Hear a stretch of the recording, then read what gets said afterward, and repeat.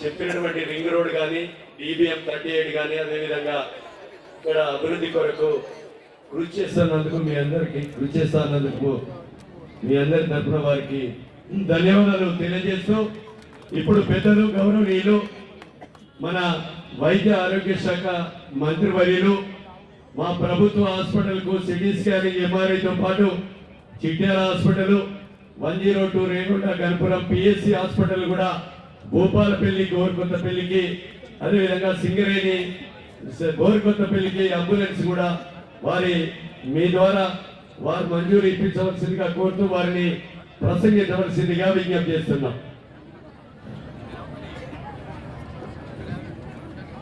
మా సింగరేణి కార్మికులు కూడా సొంతింటి కళ అదేవిధంగా ఇన్కమ్ ట్యాక్స్ అన్నారు. రాహుల్ గాంధీ ప్రధానమంత్రి కాగానే ఇన్కమ్ ట్యాక్స్ విధానం రద్దు చేస్తాం. మా సొంతింటి కళను కూడా ముఖ్యమంత్రి గారు మన మంత్రుల ఆలోచనలో ఉంది, తప్పకుండా పరిశీలిస్తామని తెలియజేస్తూ ఇప్పుడు మంత్రి గారిని ప్రసంగించాల్సిందిగా విజ్ఞప్తి.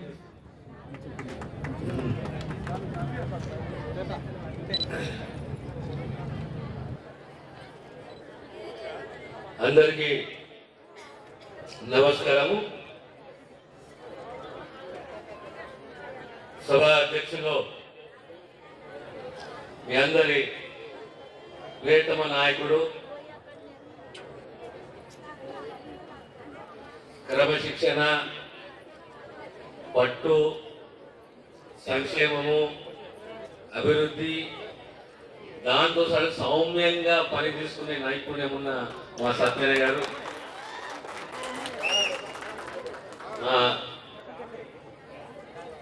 శ్రీధర్ బాబు నా తమ్ముడు, సహచర మంత్రివర్యుడు, కలెక్టర్ గారు, SP గారు, కాలాతీతం అయిపోయింది.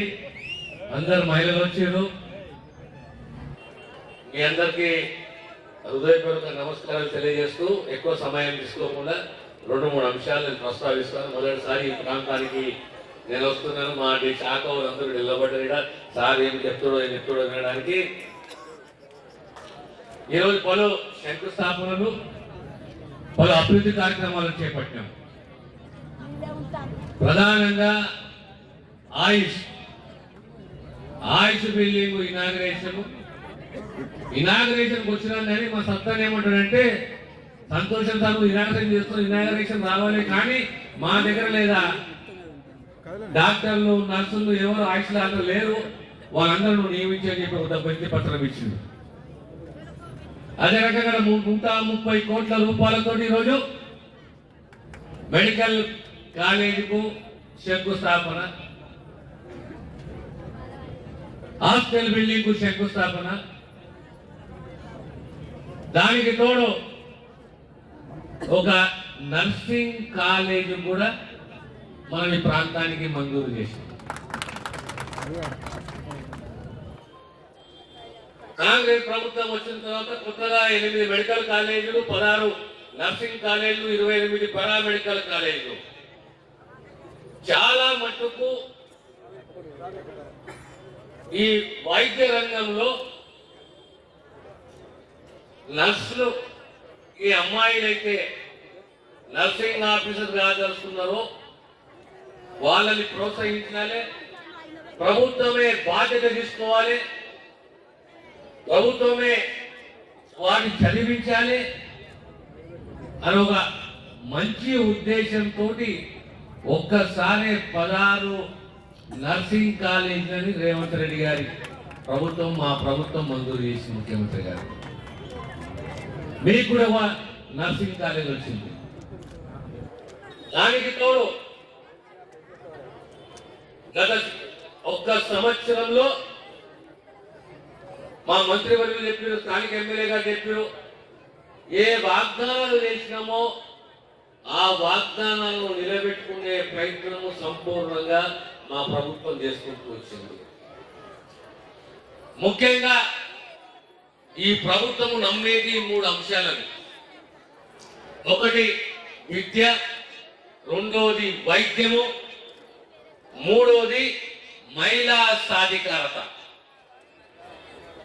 మహిళా సాధికారత అనేది ఒక కాలంలో రాజశేఖర రెడ్డి గారు ముఖ్యమంత్రి ఉన్నప్పుడు ఆనాడు ఈ సెల్ఫ్ హెల్ప్ గ్రూపులు పావులా వడ్డీ వడ్డీ లేని రుణాలనే బ్రహ్మోత్తరమైన కార్యక్రమాన్ని అది మొదలు పెడితే మధ్యలో మరి కుంటబడితే మళ్ళీ ఈ రోజు కాంగ్రెస్ ప్రభుత్వం దాని భుజస్కంధాలకు చేసుకున్నది. ఆనాడు మనం ఎందుకు గుర్తు పెట్టుకుంటాం రాజశేఖర రెడ్డి గారిని, ఆ మహానాయకుడిని? ఆనాడు 108 అంబులెన్స్ 104 తీసుకొచ్చిన చరిత్ర రాజశేఖర రెడ్డి గారిది.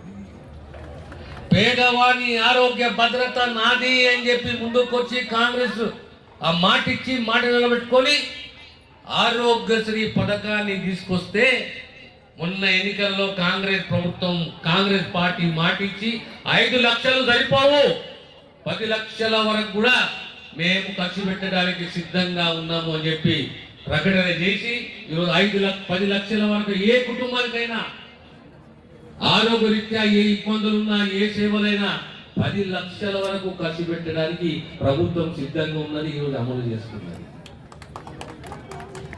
తెలంగాణ ప్రాంతము పోరాటాలకు ఓ చరిత్ర ఉన్నది, భూ పోరాటాల చరిత్ర.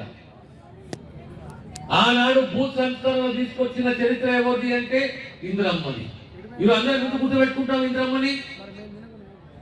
ఆనాడు భూ సంస్కరణ తీసుకొచ్చి ప్రతి పేదవానికి ఓ ఇంటి స్థలమే కానీ వ్యవసాయ భూమి కానీ ప్రతి కుటుంబానికి వీలైన జాగల ఈ భూ పంపకం చేసిన చరిత్ర ఇందిరాగాంధీ గారి. ఈ మధ్యకాలంలో ఎక్కడ 10 ఏళ్లలో భూ పంపకం జరగలేదు, ఇళ్ల స్థలాలు రాలేదు, ఇల్లు మంజూరు కాలేదు. మళ్ళీ మొన్ననే మనం మాటిచ్చి మాట నిలబెట్టుకుంటున్నాం. ప్రతి పేదవానికి కనీసం 5 లక్షల రూపాయల ఇల్లు ఖచ్చితంగా, పార్టీలకు అతీతంగా ఈ పార్టీ ఆ పార్టీ కాకుండా ఆ పేదరికం ఉంటే ఖచ్చితంగా ఆ పేదవానికి ఇల్లు ఇవ్వాలనే ఒక నిర్ణయం ఈరోజు కాంగ్రెస్ ప్రభుత్వం. 10 ఏళ్ళు ఇల్లు లేవు, ఇళ్ళ జాగ్రత్త లేవు, భూ రక్షణ లేదు, మన భూములకు భద్రత లేదు. కానీ ఈనాడు మరి మాత్రమైన ఆలోచన చేసింది. ఆనాడు 200 యూనిట్ల ఉచిత కరెంటు ఫ్రీ ఇంటికి అని చెప్పి ఆనాడు మాట ఇచ్చినాం, ఈనాడు మాట నిలబెట్టుకున్నాం. అదే గ్యాస్ సిలిండర్ 500 రూపాయల గ్యాస్ సిలిండర్ మా బాధ్యత అని చెప్పినాము, ఆ బాధ్యత మోస్తున్నాము. ఈరోజు 55,000 పోస్టులు ఫిలప్ చేసినాము. ప్రత్యేకంగా ఆరోగ్య శాఖలో సుమారు 8,000 పోస్టులు ఫిలప్ చేసినాము. మళ్ళీ ఇప్పుడు రాబోయే కాలంలో ఇంకా 8,000 ఫిలప్ చేస్తున్నాము. ఇప్పుడు భూపాలపల్లికే వచ్చే వరకు కనీసం ఇంకా ఒక 50 మందిని ఆశా వర్కర్లను నియమించాలి. కనీసం ఇంకొక 49-50 మంది ఏఎన్ఎంలను నియమించాలి. మీ ప్రాంతానికి 2 పిఎస్సీలు కావాలి, 2 సబ్ సెంటర్లు కావాలి. నేను మన సత్తలతో మాట్లాడుతుంటే మీరు ఏ హైవే అంటే NH 553 చెప్పిండు. ఆ NH హైవే మీద ప్రమాదాలు భయంకరంగా జరుగుతున్నాయి. పేదవానికి రోడ్డు మీద నడుస్తుంటే రక్షణ లేకుండా పోయింది. ఆ పేదవాడిని కాపాడుకోవాలి. మాకు అంబులెన్స్ కావాలంటే అంబులెన్స్ ఇచ్చాం. మళ్ళీ పెట్రోల్ మాకు ఇంకొక అంబులెన్స్ కావాలి, ఇంకో 2 102 కావాలని చెప్పేసి. మీ ప్రాంతము సింగరేణి కార్మికులు, ఈ ప్రాంతము బొగ్గు గనులకు, కార్మిక లోకానికి, కాళేశ్వర మందిరానికి, లక్ష్మీనరసింహ మందిరానికి ప్రశస్తం పొందినది. ఇక్కడ కార్మికులను కాపాడుకునే బాధ్యత కూడా మా పైన ఉంటుంది. సింగరేణి కార్మికులు చాలా గొప్ప చరిత్ర ఉన్నది. చాలా తక్కువ మందికి చరిత్ర ఎందుకంటే చాలా త్యాగమూర్తులు, త్యాగదనులు, పోరాట యోధులు. వాళ్ళని గుర్తించి నాకు వినతి పత్రం ఇంతకుముందే చాలా మనకు ఇష్యూ ఉన్నది, ఇళ్ళ ఇష్యూ ఉన్నది, కొద్దిగా దీనిపైన దృష్టి పెట్టండి అని చెప్పేసి ఈ అంశాన్ని కూడా మా ముఖ్యమంత్రి గారు దృష్టికి తీసుకొస్తున్న విషయాన్ని తెలియజేస్తూ, ఏదున్నా ఈ ప్రభుత్వము మీ ప్రభుత్వం సంవత్సరం పూర్తి చేసుకున్నాం. సంక్షేమము, ఉద్యోగ భద్రత, కొత్త ఉద్యోగాలు, మహిళా సాధికారత, దానికి తోడు విద్యా వైద్యము. విద్యారంగానికి తప్ప 8 సంవత్సరాలు అయిపోయింది, ఎక్కడ డైట్ ఛార్జీలు పెంచలేదు. ఈనాడు డైట్ ఛార్జీలు పెంచి పోషకాలతో ఉన్న ఆహారాన్ని పిల్లలకు అందించాలని చెప్పి 40% డైట్ ఛార్జీలు పెంచి 100% కాస్మెటిక్ ఛార్జీలు పెంచి ఇది ముఖ్యమైన గారి ఆదేశము. ప్రతి ఒక్క శాసనసభ్యుడు, ప్రతి ఒక్క మంత్రి ఒక ప్రాంతానికి పోవాలి, ఆ స్కూల్లో కూర్చోాలి, ఆ పిల్లలతో సహా భోజనం చేయాలి, వారి సాధక బాధకాలు ఇబ్బందులు ఏమున్నాయో తెలుసుకొని రావాలి. ఈరోజు భూపాలపల్లిలో నేను, నా మిత్రుడు శ్రీధర్ బాబు గారు ఇది మన బ్యాక్వర్డ్ క్లాస్ రెసిడెన్షియల్ స్కూల్లో కూర్చొని పిల్లలతో మమేకమై కూర్చొని మాట్లాడి వాళ్ళ ఇబ్బందులు, అది ఆహార పరిస్థితి ఏముంది, ఏ రకంగా భోజనం చేస్తుంది, ఎలాంటి భోజనాలు ఉన్నాయని చెప్పి తెలుసుకుని భోజనం చేస్తున్నాం. అంటే ప్రజలలో ఉండాలి, ప్రజలతో మమేకం కావాలి. తెలంగాణ సమాజంలో కుటుంబానికి ఉన్న బలహీనత ఏంటి? విద్యా, వైద్యము, సంక్షేమం. ఆ విద్యా, వైద్యము, సంక్షేమం, దానితో సహా మహిళా సాధికారత. ఆ మహిళా సాధికారత కూడా అందియాలని ఒక సదుద్దేశంతో ఇలా కలెక్టరేట్ గవర్నమెంట్ ఆఫీసులో క్యాంటీన్ వచ్చింది. ఇంతకుముందు మా మిత్రులు భూపాలపల్లికి సంబంధించి కనీసం 50 ఎకరాల భూమి పరిశ్రమలకు కేటాయించారు. అంటే ఈ మారుమూల ప్రాంతాలలో పరిశ్రమ రావాలి, సింగరేణి కాదు, కొత్తగా పరిశ్రమ రావాలి, మన ప్రాంతంలో యువకులకు ఉద్యోగ కల్పన, ఉద్యోగ అవకాశాలు కల్పించాలి.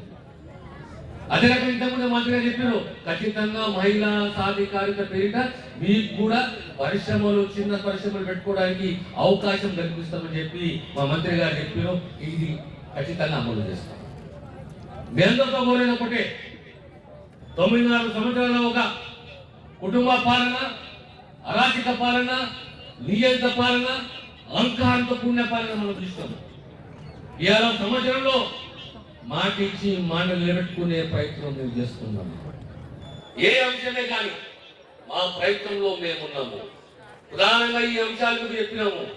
ఈ ప్రాంతానికి సంబంధించి సబ్ సెంటర్లే కానీ, పిఎస్సీలే కానీ, సిబ్బందే కానీ, లేదా ఆశా వర్కర్లే కానీ, ఏఎన్ఎంఏ కానీ, మౌలిక సదుపాయాలే కానీ, ఇన్ఫ్రాస్ట్రక్చర్ కానీ ఖచ్చితంగా మా శాఖ పరంగా ఈ ప్రాంతానికి అందజేస్తామనే విషయాన్ని తెలియజేస్తూ, ఇంత ఓపికతోటి, ఇంత గొప్పగా మమ్మల్ని స్వాగతించి, ఇంత ఓపికతోటి మా ప్రసంగాలు, మా సందేశాలు ఇచ్చినందుకు మీ అందరూ మరొకసారి ప్రత్యేకంగా మా మహిళా అక్కలకు, చెల్లెళ్లకు అందరూ కూడా హృదయపూర్వక ధన్యవాదాలు తెలియజేస్తూ, మా సత్తను కూడా చెప్తున్న సత్తన ఖచ్చితంగా నీ యొక్క ఆవేదనను, నీ ఆలోచనను, నీకైతే కావాలను ఖచ్చితంగా నెరవేరుస్తామనే విషయాన్ని తెలియజేస్తున్న సెలవు తీసుకుంటాను.